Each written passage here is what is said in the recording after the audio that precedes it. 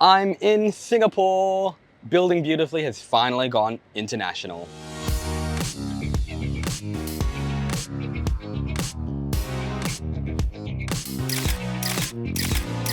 I've long alluded on this channel to the fact that I'm Singaporean Indian. Well, I'm not from Singapore, but my mum grew up here and I have a lot of family here. So I come to Singapore a lot. It's basically a second home to me. Singapore has a lot going for it, but Singapore's MRT might just about be the best thing ever. Singapore's mass rapid transit system is world renowned, with 134 stations spread out across 6 lines and 231 kilometers of track. It's widely accepted as one of the best transit systems in the world. The transit here in Singapore is so effective that a staggeringly high 57.7% of journeys to work were made by public transport in 2020, compared with only 22.7% in Sydney in 2016. Both cities have similar populations. So what exactly is it that makes Singapore's transit so much more used than a city like Sydney? What is it about Singapore's MRT that has people so happy that they're literally dancing in its stations?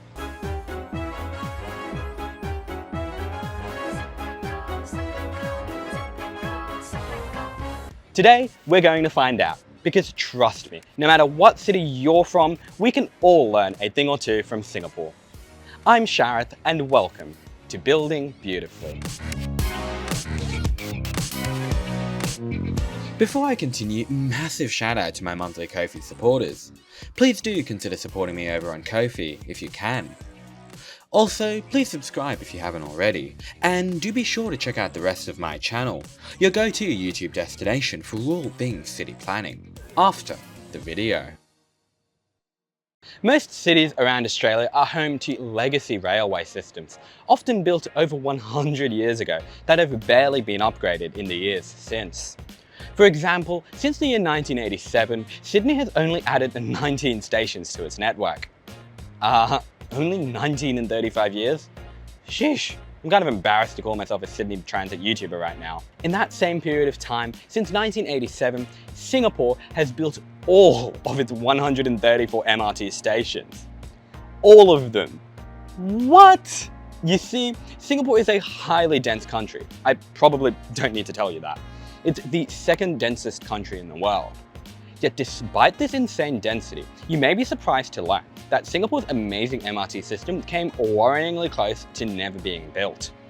Some politicians of the time were quite insistent that the bus-only public transport network that Singapore had relied on for most of the 20th century would be adequate. Had those politicians won, Singapore may have ended up being a lot more like Brisbane, a city that has a somewhat unhealthy obsession with buses. My point is that heavy rail is the gold standard for moving people around a dense city. And kudos to the Singaporean planners of 30 years ago who realized this and insisted to stubborn politicians that a mass rapid transit system was desperately needed. Did you hear that, Brisbane? You can give up on Brisbane Metro now. I genuinely cannot understate how impressive the system that Singapore has built in just 35 years is. With 6 MRT lines stretching for a total length of 231 kilometers and 2 more MRT lines under construction, they've really gone all out to create a robust, integrated MRT network. From Changi to Bedok, Jurong to Tuas, Ang Mo Kio to Woodlands, Punggol to Tampines, you can get pretty much from anywhere to anywhere in Singapore. Walking around Singapore, it honestly feels like there's an MRT station on every corner. There's almost no part of Singapore that isn't touched by the MRT network, unlike Sydney, which has regions like the Northern Beaches. Indeed, Singapore has set the rather ambitious yet achievable goal of having 80% of households being within a 10-minute walk of an MRT station by 2030. But you see, it's hard to be a true public transport city if you can only get to the city and nowhere else by public transport. Intersuburban journeys in cities like Sydney are quite neglected, which is what holds us back from truly being a public transport city. You can easily get from Chatswood, Hurstville, Parramatta, and Bankstown to Central. But getting between those places is sadly much harder. This is where we can really take a leaf out of the Book of Singapore.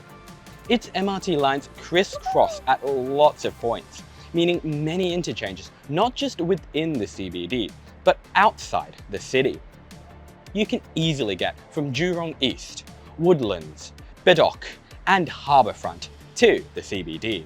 And you can also get between those places. But Singapore's Circle Line has to be my personal favourite. Being Singapore's only true circumferential line, it acts to distribute traffic between other lines, allowing commuters to go around Singapore CBD as they please, not through it. Do you want to go from Bishan to Paya Lebar? No, you don't need to go all the way into the CBD and out again. Just take the Circle Line. This type of circumferential journey is impossible in a city like Sydney. Indeed, the Circle Line's biggest weakness is directly as a result of all of its strengths.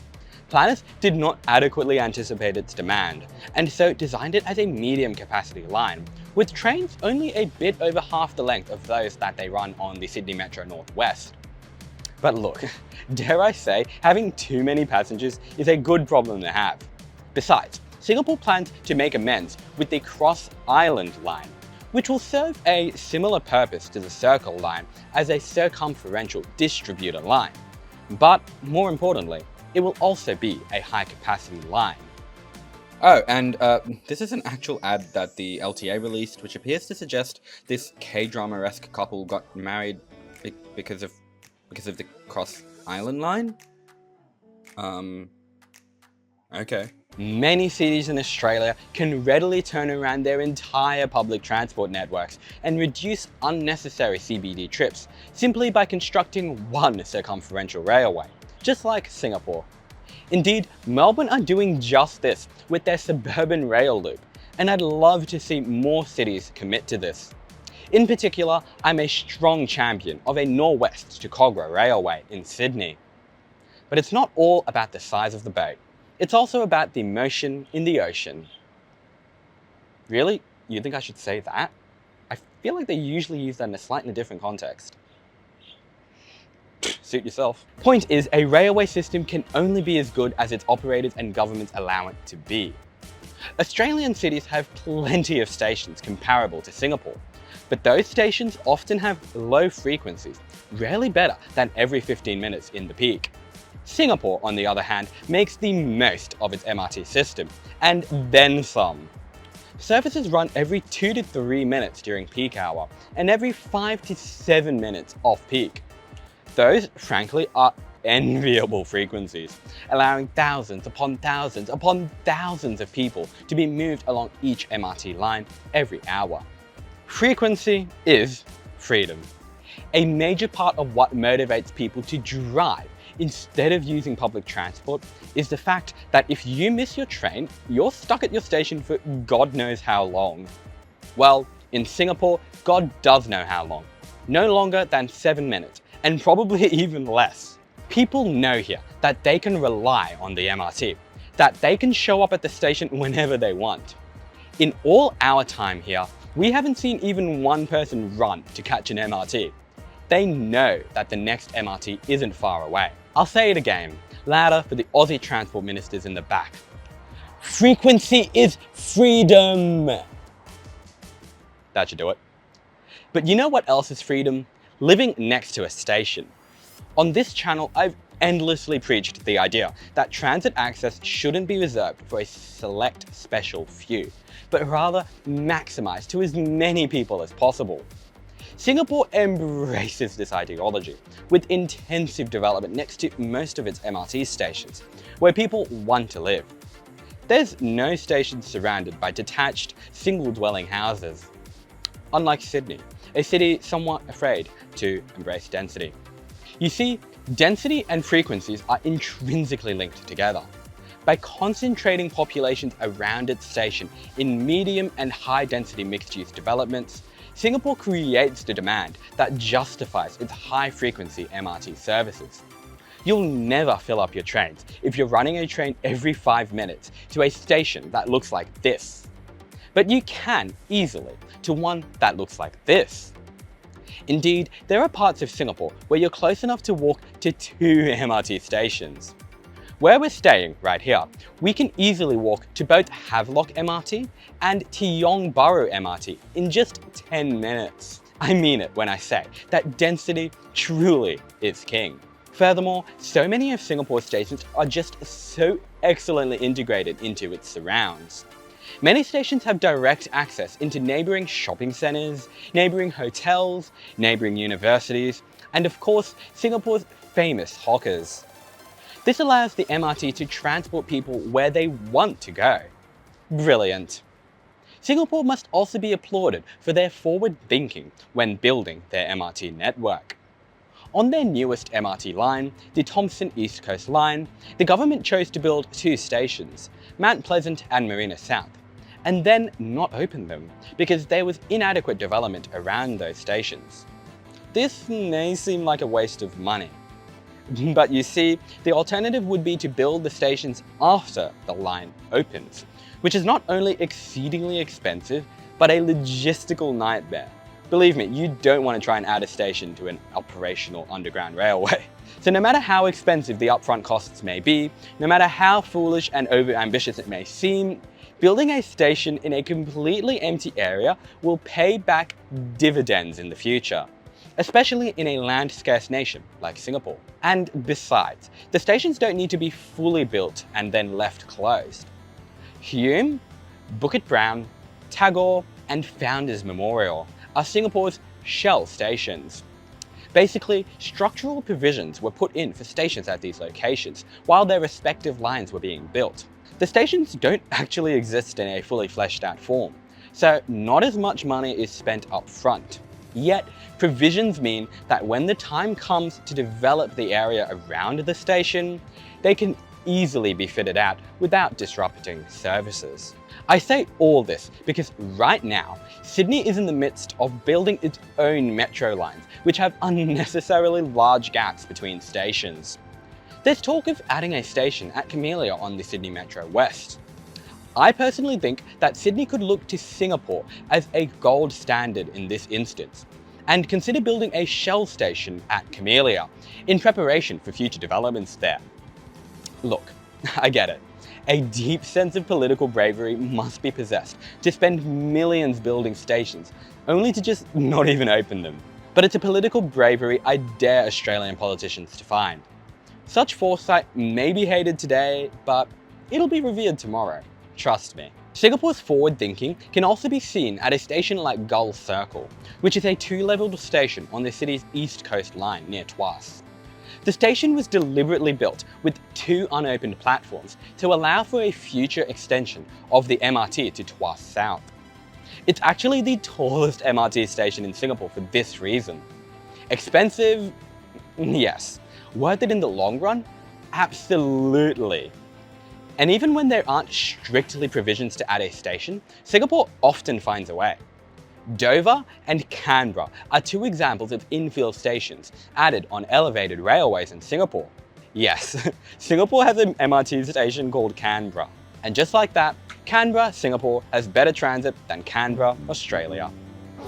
With massive gaps between stations on the elevated Western Sydney Airport Metro, I do hope that our government is willing to build infill stations along the line in the years to come, as developments around the new metro take off. Now, just because Singapore has such an exceptional MRT network doesn't mean that they neglect all other aspects of their public transport. They also have an LRT network, although this network is a bit more problematic compared to the MRT network. Check out this amazing analysis of LRTs in Singapore by the local channel Tess You Die. But Singapore's buses are also quite extensive. If you don't live near an MRT station, buses become essential. If you can't get somewhere by MRT, it's pretty easy to get anywhere in Singapore by bus. From my experience, bus frequencies rarely dip below 15 minutes, and the network is so extensive that you could probably get around without using the MRT at all. Once again, Singapore's density and efficient land use concentrates populations, creating the localized demand that can justify high-frequency bus services. I won't go as in-depth into the pedestrian and cycling paths of Singapore, but just know that they are very extensive and quite admirable. Active transport links are essential in order to get people to and from public transport stops, after all. And Singapore is definitely winning in that sense. But there's one final aspect of Singapore that really ensures its public transport wins. It's perhaps the simplest and yet most crucial aspect in convincing people to ditch the car. Because to even own a car in the first place in Singapore is extraordinarily expensive.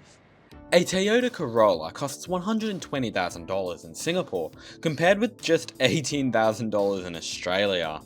It's much harder to own a car in Singapore, and that's honestly quite a good thing. That discourages car usage and instead encourages people to use public transport. Obviously, that's very good for the environment. But on top of that, public transport moves people far more efficiently. One car usually transports 1 or 2 people, 6 or 7 tops. One train can transport up to 1,000 people. As crazy as it may seem right now, this is definitely a concept that I think we should strongly consider in Australia. Cars aren't the way of the future, not even electric cars. Public transport is the way of the future, and disincentivizing cars through taxes like Singapore is absolutely feasible. We're reaching the end of the video, so I'll quickfire the best parts of Singapore's MRT that I didn't quite get to cover. Their transport cards have epic designs. Why are our Opal cards so dull in comparison? Getting to stations is easy because there's signs like this everywhere in a station's proximity. Brilliant. Exits are really clearly denoted, and information boards clearly list what landmark is at what exit. Essential for tourists like me and Amy. Each station has this list of fares which tells you how much it will cost to get to any other station on the MRT network. They also tell you how long it will take to get to any other station on the same line. Oh, and there's these lists of buses to other MRTs. Also quite useful for whenever an MRT line is down. Ah, Singapore. There's just so much that we can learn from this city. A city that has built more stations in 30 years than all of Australia in that time combined. A city that has truly embraced the concept of TOD. A city that absolutely knows how to discourage car usage. Singapore isn't perfect. As I alluded to, its public transport system is largely a victim of its own success, with several lines not designed with enough capacity, and hence it often gets too overcrowded. Singapore is also an extraordinarily expensive city to live in. It ranked most expensive in the world last year, and Sydney was actually only 10th. I apologize, I actually misread my source when I wrote this. Turns out it's the most expensive city in the world for luxury living specifically. Whatever that means. Still, there's no doubt Singapore is a very expensive city to live in. You saw those car prices. Also, despite its excellent transit and car disincentives, Singapore is surprisingly car-centric. Singapore is home to a lot of roads, and I personally think its roads are way too wide and overbearing. But hey, Singapore gets a lot right, and I truly do wish them all the very best in resolving those aspects that could probably do with a bit of fixing.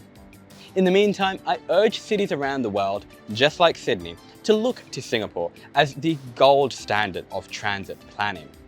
Thank you for watching, and I'll see you next time. Oh my god, it's so bloody hot out here. I'm sweating like a dog. I'm actually soaked in sweat. My lord, please get me out of here.